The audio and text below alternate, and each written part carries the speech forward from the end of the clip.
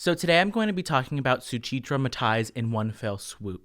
And so to understand this piece, it is very important to understand Suchitra Mattai's upbringing and where she comes from.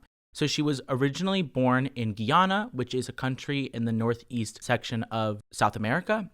She then, at the age of 3, moved to Canada and then throughout the US. However, ethnically, her family descends from India. And so all of these pieces really form together to create this piece that is a reconciliation of all of her cultural identities. As you see in this piece, there is a segment of hair. Hair has a very significant portion in the Hindu culture. Additionally, when you see the blue sequins, Mattai said how these are reminiscent of Carnival, which is the South American version of Mardi Gras. And these also have a dual meaning, kind of like how sequins are double-sided, as to looking like flickering light of the ocean. And she talks about how she uses her own family's ocean migration to recontextualize what is considered history. We then move to the center of the piece.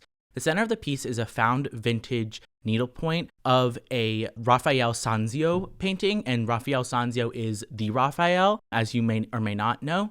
And what's really interesting about Raphael is he was considered a very humanistic type of painter. This means that he was really focused on the human version of what is Madonna and Child in this needlepoint, as opposed to thinking of Madonna and Child as deity-like figures. And so it emphasizes this sense of intimacy and protection. And then finally, we look at the zippers in this piece.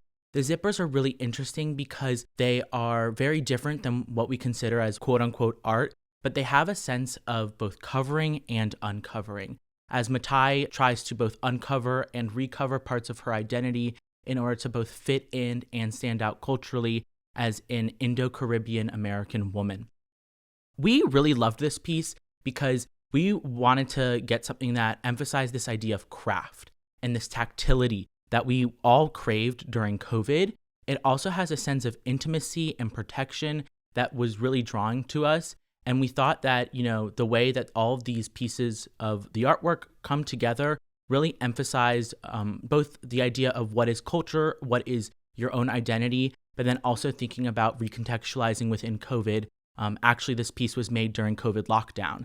And so all of these pieces that Mattai had, she kind of collaborated together in order to create this piece in a time where she couldn't readily go out to buy materials.